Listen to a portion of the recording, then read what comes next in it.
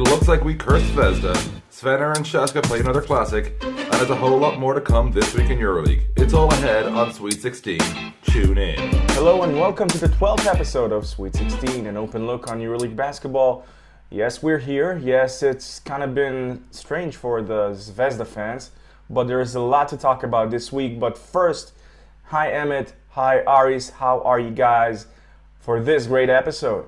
Greetings here from Dublin, where it's getting a little bit colder, but beyond that, getting on pretty good and looking forward to a pretty, normal, conventionally speaking, week of EuroLeague, where we aren't going to be absolutely drowning in crazy drama, but hopefully having a few exciting games. And hello from sunny Athens, where it's almost like springtime, and we hope that this is also something that will affect the EuroLeague game, because at this point everything counts. So Emmett, last week we talked about a lot of great things, about games we're expecting, some rivalries we're anticipating. What are we in for this week? Well, obviously we're going to look at, I suppose me doing something terrible last week. We'll get to that in the 4-minute warning, no doubt. The importance, that or thereof, of the Fener-Shveska game, and of course looking ahead to a couple of big ones this week. In particular, sort of the games affecting that final playoff spot, the 8th slot, which is looking more and more like a sort of two-way battle, but one where neither side looks capable of actually, taking charge of said two-way battle. So I suppose that's all we got in that part, and it's time to get to the point, get running. It's time for the 4-minute warning, which as ever isn't exactly 4 minutes long. 4 minutes to get through all the action that just happened in EuroLeague. It's the 4-minute warning. And as ever, the 4-minute warning isn't quite 4 minutes, but, it's that time of season where there's too much to talk about, folks. So maybe let's call it the 4x4 minute warning in this case. First, we're going to start off in the 4-minute warning or 14-minute warning with simply, the Turkish connection. Last week we saw, Dachka being up by 25 points, pretty much ending up losing that game. But losing that specific game to Milan, it meant a lot. It meant a great deal to Dachka, especially with Anadolu that was lurking, and obviously having the better matchup versus Zvezda, managing to beat them, for the second time this season. But more importantly, what we discussed last week on the 11th episode about Anadolu being able to get the advantage over Dachka, right now they got their spot. So Aris, we talked about these games, the entire Dachka Anadolu situation last week. How do you see this happening, with Dachka? How is it affecting them and Anadolu for the remainder of the regular season? First of all, even Coach Blatt at the start of the season, when his team had great results, insisted that this is a young team, and this is something that it's not just an excuse or a way to ease the pressure on his team. It's a fact because while in the EuroLeague everything was fine until last week, the situation in the Turkish league was quite different. Darüşşafaka has lost precious ground in the race of the domestic league, and finally this catch up with them also in the EuroLeague. On the other hand, Anadolu Efes has a much more steadier profile throughout the season, if you also consider the domestic league results. So the real story here maybe is not the downfall of Dachka, if you want to call it like this, but the fact that Anadolu Efes, who was on the verge of making the playoffs throughout the season in the EuroLeague, finally is making the last push, and we will see in the coming weeks if this is true, because I think that we kind of underestimate a roster that includes players like Brian Dunston, like Derek Brown, like Thomas Hertel, like Sedi Osman. This is a very ambitious and very complete team that is probably one of the most dangerous teams in Europe on open court. So if they can get the game running and they have Hertel creating for others like he did in the last game with 15 assists, then they can do almost everything. Like, the thing with FS is, I think Aris is spot on, but also points to the question of what they do now over the remaining 9 games of the regular season, because, okay, they've got for now 8th spot, but should a team with this level of depth, this level of talent, and frankly having the pieces it needs to do a bit more, be happy settling for 8th? Because the odds are that's just a 3-0, 3-1 series loss in the playoffs. Or should they be seriously looking at maybe, making a charge for 7th? They're quite a few games behind now. They're still 3 games out from there. So it's 2 games out, my apologies. So it's not exactly easy, but it's also doable. So FS have to look themselves seriously and kind of go, are we happy just being in a battle for 8th?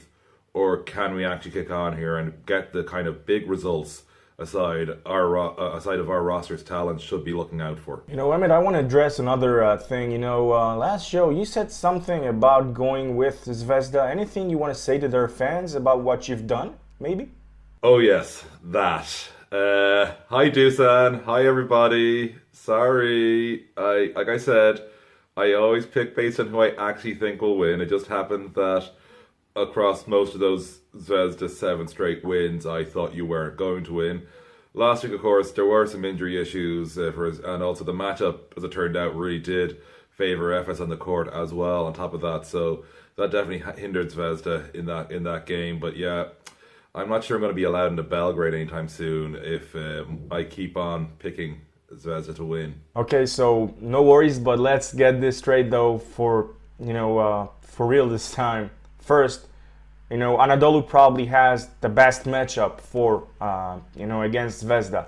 Let's start off with that. The game was pretty much intense as we expected. Great atmosphere as always. Kudos again to the Zvezda fans. But just watching the athleticness on the roster of Anadolu, that is simply remarkable. I mean, now Zvezda fans, you should not get your spirit down, but just keep in mind that it's a good thing to lose, 1 game or 2 just before the regular season ends, just before, you gotta regroup and get yourself, get your stride on again when you're approaching the playoff. Aris, what do you think of it?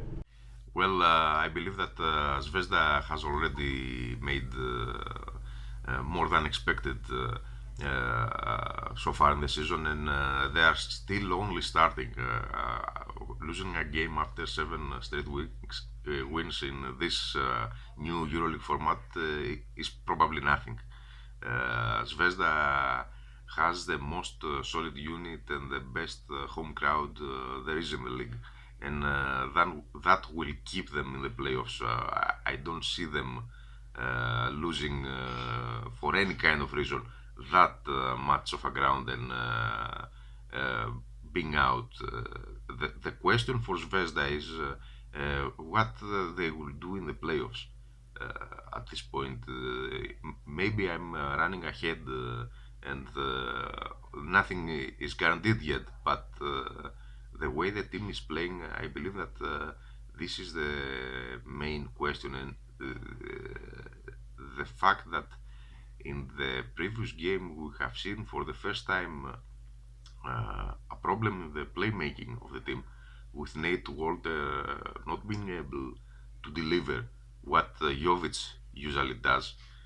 I believe that this is the main cause of concern. Maybe the fact that the athleticism of Anadolu Efes gave to everyone else the blueprint of how they can win, even at Belgrade. And this is something that the coaching staff of the team, of course, will have to address, and they will have to find new ways to play their game. Zvezda is a team that is defense oriented. That's clear. That's where their game is based, and they have also to find ways to be more efficient in the offense. So far, they are very dependent of making big shots, and they have Marko Simonovic having his best season ever. They must have alternatives when things don't click in the offense, because I believe that this was the main problem against Anadolu Efes, not only the defense. Another game we were looking on, obviously, we were expecting greatness, and greatness it's supplied. Fenerbahce winning against CSKA, well, a Miloš-less CSKA, and still You know, RC said last week that pretty much Ceska without Milos, it's not, it's not the same thing, and obviously it wasn't. But 2 times that these two teams met already. One time they're missing Decolo, the other they're missing Milos. Is there something we can take forward from this game for both teams? Well, first of all, Fenerbahce is a contender, even though the team has lost ground in the race and has to fight in order to keep the home court advantage. This doesn't change the fact that Fenerbahce is one of the top EuroLeague contenders, and Anthony Bennett can really contribute to the team. On the other hand, the situation in CSKA Moscow is quite obvious, I think. With Milos out, the most important player on the tempo of the team and in the playmaking is Aaron Jackson. Nando De Colo is an amazing player, but he's pretty good at taking the game over. When the team is in trouble, Nando De Colo is doing everything he can in order to win games, and he's quite adept to that. He's playing amazing basketball, and it's a testament for his abilities, the fact that he's considered even by his compatriots the best French player out there, even better than his French national team teammates who are part of the NBA. But the difference between Teodosic and De Colo is that Teodosic, even if he has a bad shooting day, he makes things happen for all the team. He involves everyone in the game. This is the main difference between De Colo and Milos.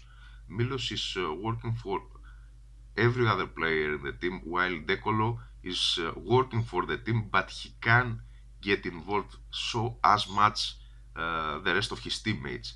And I believe that this is something that was a weapon in the tactic used by Zeljko Obradovic. He knew that it will not be easy for him to lose by one player, and he tried to just make De Colo, make each player of CSKA try to beat Fenerbahce without them in offense playing like a unit. I believe that without Milos on the court, this is the main issue that CSKA has to address. So that's why, even though it's a great win and a great moral boost for Fenerbahce, because in a possible tie with CSKA Moscow now they have the obvious advantage with 2 wins, I still believe that CSKA Moscow with Milos Teodosic healthy, maybe is for sure the team to beat, but maybe it's the best team out there.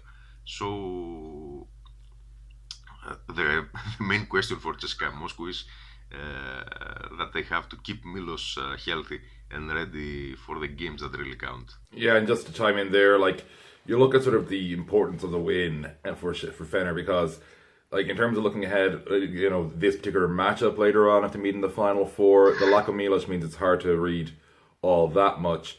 But in terms of the standings, Fener now has a 2-game cushion over the sides chasing it for that 4th home court advantage slot, and it's now only 1 game behind 2nd and 3rd, and 2 games behind 1st place. So you look at Fener's position, and they're kind of, they're a lot healthier than they were, say, 4 games ago before they started winning all the games they've won lately.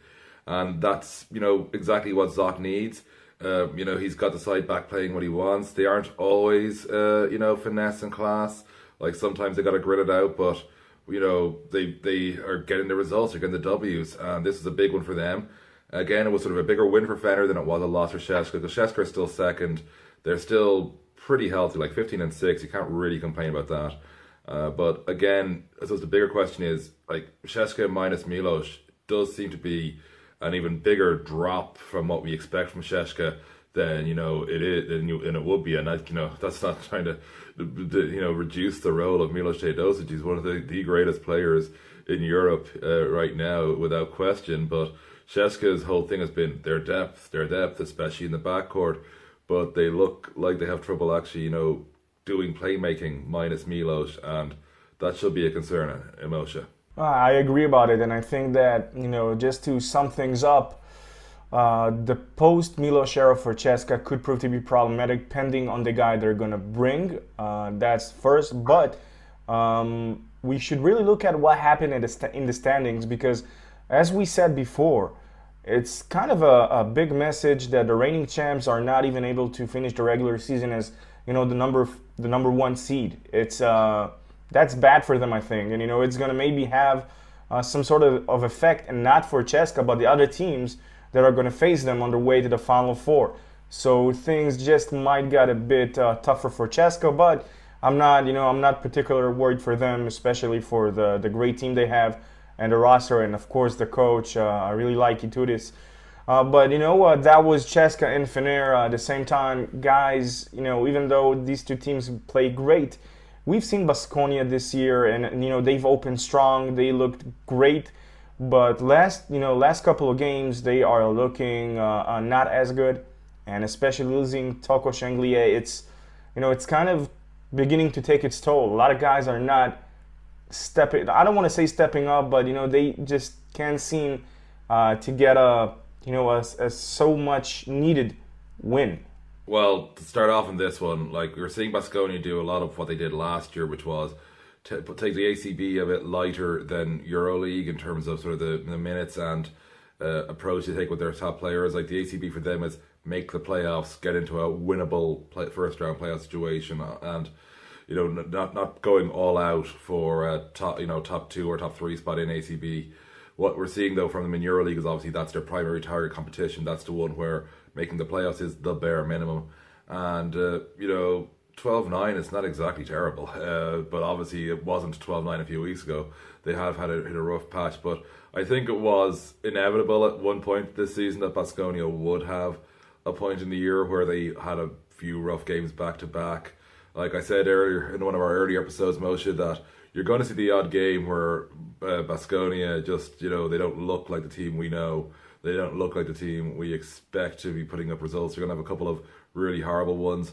I think that's the patch we fit, to be honest. Like you mentioned, the issue with Toko, I'm not hitting the panic button just yet, which I'm guessing means everybody in Vitoria Gaites is hitting the panic button because I just said that. Emmet pretty much covered everything.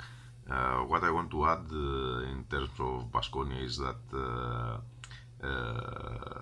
first of all, like Jessica, they are a different team when Larkin is on and off the court, and they are trying to still find their chemistry, especially in defense. The main problem that Coach Alonso has to address is that while Andrea Bargnani is amazing on offense, the team has to work for him in order to cover him in defense, and this is still the big riddle that Baskonia has to solve. If they do that, they will make it to the next level. I still don't believe that there's any reason for them to panic, because let's be frank, nobody before the season counted Baskonia as a sure bet even for the playoffs. But basketball-wise, that's the issue that they have to solve: how to take advantage of the nuclear offensive weapon that Andrea Bargnani is when he's making his shots, and also cover for him in defense, because everyone is trying to exploit Bargnani when he's on the court. Okay, and now it's the part of the coach's playbook. The coach's playbook, where we look at the strategies that worked and that need to work in the coming weeks in EuroLeague. I want your opinion, guys, on a person that he's already a bona fide legend, but as most of us were expecting, he demonstrates that he can be a legend even when wearing a suit on the sidelines. Mr. Sarunas Yaskevicius, your take, Emmet, on Saras? He's just doing more with less. It's the easiest way to describe what he's doing. It's if it wasn't for the season Dejan Ordonez is having, I mean, we'd have Saracen Coach of the Year conversation, even though Zalgiris are very unlikely to be a playoff team because some of the results he's gotten have just been extraordinary, and a lot of it comes down to just organisation. It's like that's what we've seen with Zalgiris when they get wins. It's a do your job mentality. He has the right pieces in the right places, and he just knows how to squeeze every drop of basketball out of these guys that he can. It's just that's obviously comes down partially to his strategic mind, obviously, but also to what he can do as an influencer on the sideline, what he can do to those players when they're going out there. Like the guys playing for him know he's a legend. They know he is also a dogged competitor, that he wasn't just a guy who got by on his rather obvious talent, that he was a guy who just knew how to grind it out when it had to be done. And that's what he's like bringing to this Zalgiris organization. Like he's got that mentality of so what if they've got double, triple our budget, we can still find a way, damn it. And he's showing it again and again. Now, like beating Barcelona right now, maybe that's not as I wasn't exactly surprised to see Zalgiris beat Barcelona. I don't think a lot of people were surprised either, but it's still a big W for them to get when you just look at the roster matchup. So yeah, he's doing very well, and when a job he wants that isn't Zalgiris becomes available, I think it'll be his to choose much rather than him to have to compete for it. Well, for me, Charas, when mentioning his name, it's like two words coming to mind. One of them is, he's a winner. That's the first thing, always was throughout his career, and he's got great character. He knows how to get more from his team. He did that, he made the players playing next to him better, and now he's making the players that are playing for him much better. And also, you were talking about his next possible position. It was reported here in Tel Aviv that Maccabi have approached him for next season. We'll have to see how this entire thing unfolds. But you know what? Another great coaching decision was made in the game between Baskonia and Real Madrid, where Coach Lasso simply decided to go for the kill, putting the defensive specialist Jeffrey Tyler on Larkskonia. On Shane Larkin, pretty much sealing the deal before the game even started. Now, let us, get it straight. The final score suggested that, Baskonia were in the game the entire time, but we have to admit, Real were kind of controlling the game from the get-go, from the tip-off, till the final buzzer sounded. Well, I've got to talk with Jeffrey Taylor, purely because I would have taken the conventional view that what a waste of money for most of the time he's been at Real Madrid. And, well, I'm not going to let one game be enough for me to qualify that. But, yeah, definitely he stepped up this time defensively. Like, for a guy with that level of athletic talent, with that level of speed, I kind of expect, and with that kind of contract, I kind of expect more from him, to be frank about it, for Los Blancos. And, I would share a lot of other people's views that he's just taking up minutes Luka Doncic could be using more often than not. But yeah, defensively, he has shown what he can do. And this game, he was absolutely critical to the victory. So, Jeffrey, Sweden's finest, you got it done this time. And as we talked on, Jeffrey Tyler's great defensive performance, yeah, it's now time to move through our games of the week. The past is in the past. What's done is done. It's time to look forward. Here's our games of the week.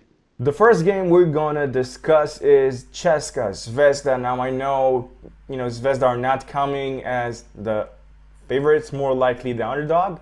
Emmett, I'm gonna start off with you simply for what you think is gonna happen, and I really cannot say what's gonna happen because we've been there before, and it ended bad. Well, I've been giving my honest view on CSKA and Zvezda with every game with these picks that there are injury issues right now for Zvezda. It's a tough matchup for them anyway. Even with the Milan situation, I can't really pick against CSKA this time. So that would be dropping Zvezda to 12-10, which, if you told them they'd be at 12-10 after 22 games of the season at the start of the year, they'd be kind of going, grand, we'll take that. And so, yeah, I see Zvezda losing this, back-to-back losses. Not the end of the world. They'll be grand. Also, I believe that Emmett is right. With Milos Theodos is returning, I don't see how CSKA will drop a game at home against probably any opponent. So Zvezda, the real weapon of Zvezda here is that they are clearly the underdog, and that is the role that they are tailor-made this season. So if they are really the underdogs and they can surprise and win big, this is a great challenge for them. Still, I don't see how CSKA will drop this game. Okay, so as we're going, all three of us with CSKA on this one, guys, let's talk about, two games that obviously, both teams are going to look at what their rivals did, but, not on the same court, meaning Darüşşafaka playing against Fener, two great basketball minds on the one hand, Anadolu, hosting Milan, which kind of had a surge in a way, but, Anadolu right now has the advantage. They are within the playoffs, which means Darüşşafaka are not. Guys, how do you see these two games? And if you can, please elaborate on how do you see Darüşşafaka's future? Because, they've put a lot of money, a lot of thought about this roster and this year. But should they not be in the EuroLeague next year? It was one thing, obviously not putting them within the Final Four with the way we analyze the entire situation. But right now they are also off the playoffs, even though there are like a few more games to play. Well, for me, for Dashka against Fener, a lot of it's going to come down to the aggression of Ante Zizic or the questions around thereof. Because at times we've seen him just go beast mode, but other times we've seen against Yunus Kazan, where he can get muscled out, he can get bullied out of it. So that's going to be a big question for Dashka against Fener, because there are some big guys in that Fener front court who can happily bully a young man like Zizic out there. So you look aside from that, obviously there's the character of the Dashka crowd, or lack thereof. Well, at least the bodies are there, but there's no voices. And so it's always weird playing in a cavernous ghost town. But, the way Fener are playing right now, I can't see them dropping this one. Dashka, they've got to really just, take care of business. They've got, assuming they lose this, they're probably going to be a game or two games behind. They're going to have a big run in the final 8 games of the season if they're going to take care of this. Simple as. I believe that the real question here for both Anadolu Efes and Darüşşafaka is if they can handle the pressure. Darüşşafaka had a great start of the season, and now against an opponent that have beat them in the domestic league, in the BCL, they have to respond and take a big win. This is a test for them, a big test for them, and if they lose it, then their playoff fate will be in question. No doubt about it. So they have to respond. The fact that they are constantly changing their roster, that they have released Semir Den, who, no matter how good he or not he's playing, he's a domestic player, and that's a main quality when building a roster also for the BCL. And they're putting Zizic on the front, and who is delivering, but I don't know if the goal of Darüşşafaka is preparing a player for the NBA or making it to the playoffs and winning titles. So I believe that the problem for Darüşşafaka at this point is to find their identity. When they played without real pressure, they were good. Now they have to deliver under pressure against a title contender. So it will be interesting to see how they will react. On the other hand, Anadolu Efes is a much more battle-tested team, and they have in Perasovic a coach who is notorious for getting the job done. It's not only about Baskonia. You may remember his run when he returned from his health issues at Cibona. He's the kind of coach who is finally shaping his teams to be able to play how he envisioned. So even though Milan has no pressure and they can do damage, they proved it against Olympiacos above everyone else, I believe that Anadolu Efes is riding the wave on the right time of the season, and they are ready to make this final push. This is the question that Darüşşafaka has to answer. If they are ready to make this final push when they are really under pressure. with the great words of Glenn Fry, the hit is on for sure for both teams, both Anadolu and Dachka. Emmet, take us home with our last game for which we want to discuss the Panathinaikos wanting to put an end to Bamberg's playoff dream. Well, I expect Panathinaikos to win this because it's Panathinaikos at home in Oaxaca with what looks to be a team that should be able to beat Bamberg. But I'm going to ask this to Aris. I think there's more pressure on Panathinaikos to win this game, Aris, than there is on Bamberg, even though Bamberg's season is resting on it. What do you think? I think Pau need a win in EuroLeague this week. It's a good question, but you are not taking into consideration one serious fact. Teams like Panathinaikos, Olympiacos, or even Real Madrid, Barcelona, Maccabi were not used to losing in the EuroLeague. Losing every game for those teams, it was always a big issue. And the reactions that we got from the fans and the press at the start of the season after every defeat, because all those teams had their big share of defeats, was like the end of the world was coming. At this point of the season, I believe that Panathinaikos, this is a game that doesn't change the fate of Panathinaikos much. Of course, it's always good to get a win, but even with a defeat, Panathinaikos will not lose much. So the big issue here is if Bros Bamberg, who is producing great basketball but not great results, has still the resilience to fight until the end, even though the odds are clearly against them. And maybe that's what makes the difference. If you take things into perspective, Panathinaikos has much less pressure in this game, but the environment around Panathinaikos is not making things easy for the team.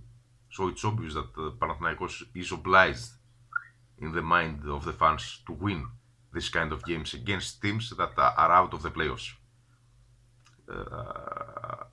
And nobody at Panathinaikos really cares about the chances of Bamberg. They only care about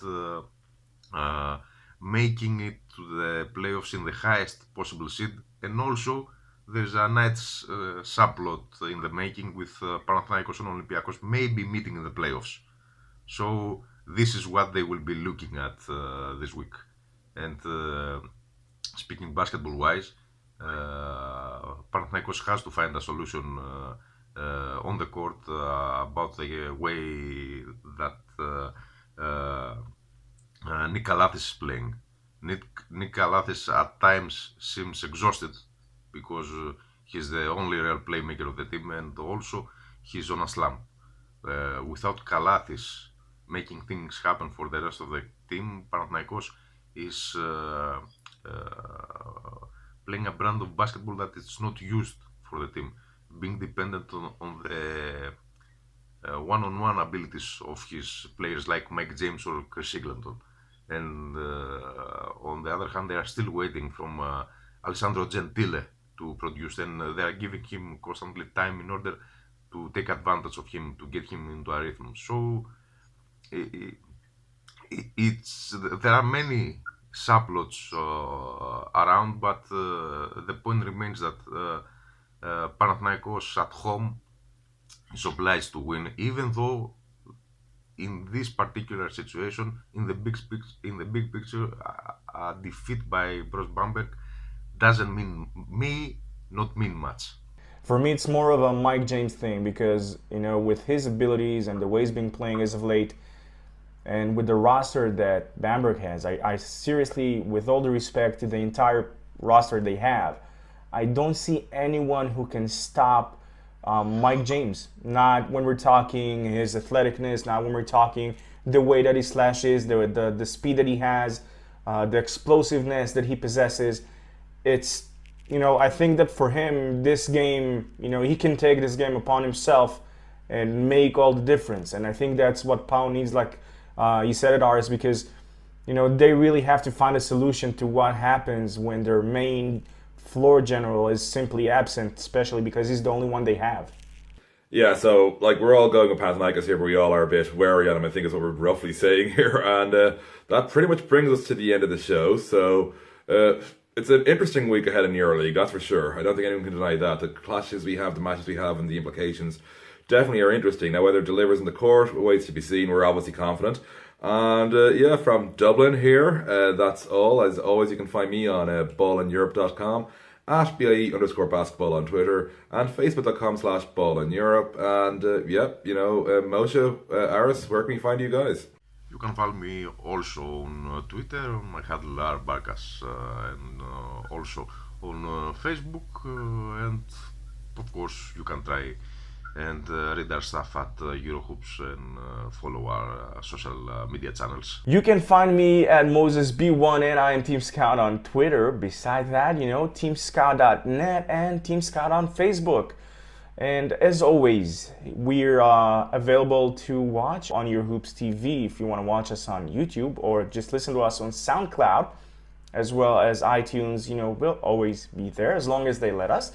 Don't forget to subscribe, follow, share, spread the love, because every day is a EuroLeague day, especially when it's sweet as Sweet 16. That's all for this show.